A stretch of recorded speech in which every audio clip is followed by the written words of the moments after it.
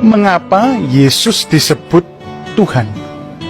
Bukankah dia ini, banyak orang bilang, hanya seorang nabi? Ya, Shalom. Nabi itu menurut agama apa dulu? Pertanyaannya gitu. Kalau nabi menurut agama Islam misalnya ya, seorang yang menerima wahyu Tuhan tidak wajib menyampaikannya kepada umat. Kalau Rasul, seorang menerima wahyu dan wajib menyampaikannya kepada umat. Itu kan Islam.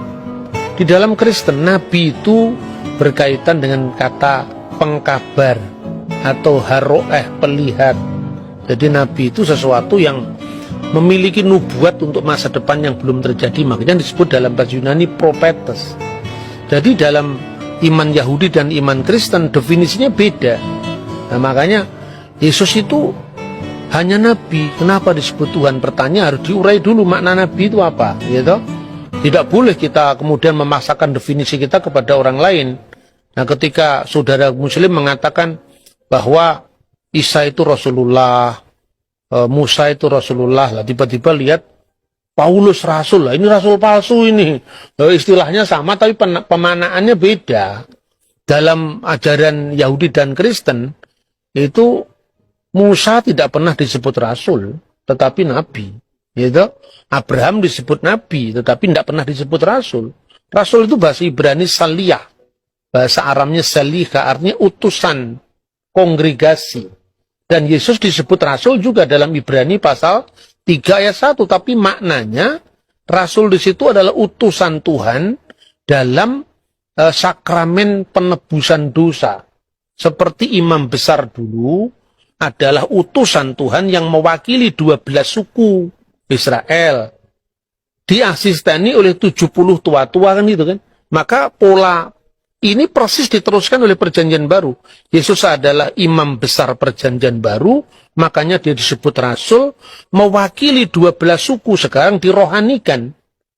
12 suku itu sekarang adalah gereja, ya, 70 murid, tapi bilangannya tetap sama, ada imam besar, ada 12 murid, ada 70 murid.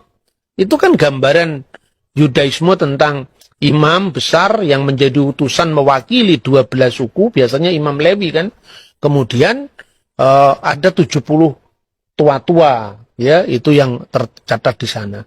Itu jadi Yesus itu nabi juga, tapi nabi dalam makna yang berbeda dengan nabi Islam, gitu loh.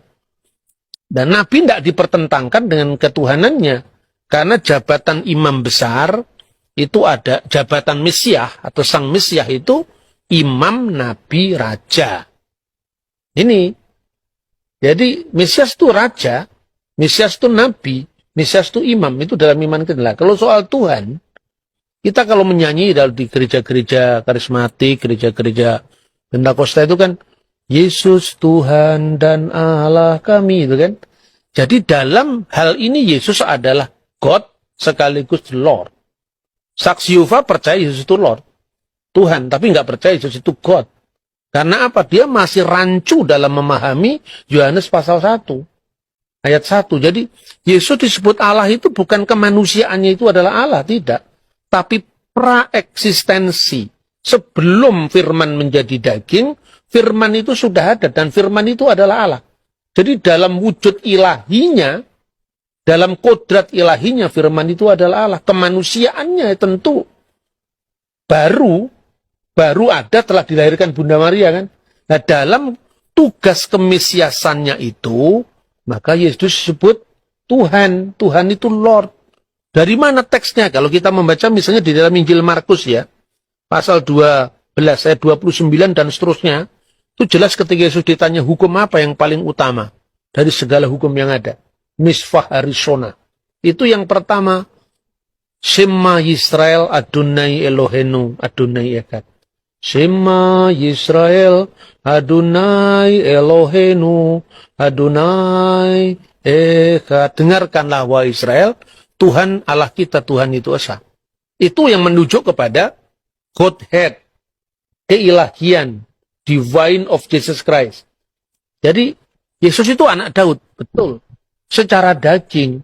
Makanya Injil Matius diawali dari inilah silsilah Yesus Kristus, the book generation, ya, Sefer Toledot Yesua HaMasiah. Buku generasi, buku silsilah Yesus Kristus ben David, anaknya Daud ben Abraham. Jadi secara daging dia anaknya Daud, karena dia keturunan Daud. Itulah yang merujuk pada kemanusiaan Yesus Kristus. Makanya orang banyak itu kan kaget. Loh, katanya di Mazmur kan dikatakan dia adalah Tuan, Adoni, Tuanku. Bagaimana dia disebut tuannya Daud sekaligus anaknya Daud? Coba kita baca Mazmur, ya Tehillim 110, kita baca di sana. Ayat 1 dulu, ayat 1 dulu.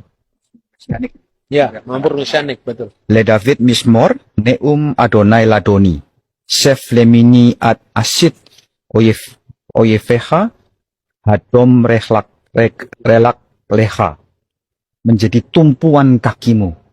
Jadi kalau di sini diterjemahkan secara bebas begini, Mazmur Daud. Tuhan mendeklarasikan kepada Tuanku, duduk di sebelah kananku, sampai ku buat musuh-musuhmu menjadi tumpuan kakimu. Nah, itu yang menarik adalah permainan kata kalau di bahasa Indonesia, Tuhan dengan huruf besar, karena itu menerjemahkan YHWH. Sedangkan yang satu adalah Ladoni, Tuan, benar-benar Tuan. Nah, Tuhan itu Tuan di atas segala Tuan. Gitu. Nah, yang menarik di sini, yang ayat keempat kali ya Pak? Ya, ya. Ini tentang keimaman. Misbah Adonai, Velo Yinachem, Ata Kohen Leolam, Al Dibarti Malkisedek. Jadi, Tuhan bersumpah dan dia tidak menyesal. Engkau adalah imam. Imam, tapi menurut apa? Imam yang kekal menurut perkataan Melkisedek. Nah, itu keimamannya Yesus, bukan imam berarti dalam dia harus keturunan Lewi, bukan. Tapi dia adalah imam menurut Melkisedek. Makanya tadi disebut ada 3 matra atau 3 aspek dalam gelar Mesias, yaitu raja pertama ya. Makanya disebutkan di situ firman Tuhan, Neum Hashem Ladoni, kepada Tuanku. Nah, dalam bahasa Indonesia tadi betul dikatakan Mas Edward bahwa kalau Anda membaca bukunya Muhammad Yamin, Kamus Melayu abad 18-19 itu Tuan segala Tuan, itu Tuhan. Jadi huruf H di sini menekankan ketuanan di atas ketuanan. Jadi penguasa segala penguasa. Dalam makna ini Yesus disebut Tuhan. Duduklah kamu di sebelah kananku. Apa konteksnya? Bukan berarti ada 2 kursi, terus Allah di sebelah kiri, Yesus di sebelah kanan. Bukan seperti itu. Itu artinya apa?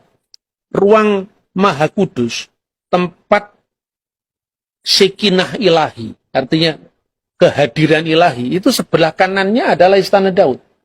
Jadi artinya bahwa Mesias itu akan menjadi raja kekal menurut dinasti Daud selama-lamanya. Maka duduklah kamu seflimini, duduklah kamu di sebelah yamin, sebelah kananku selama-lamanya. Itu aspek kerajaan.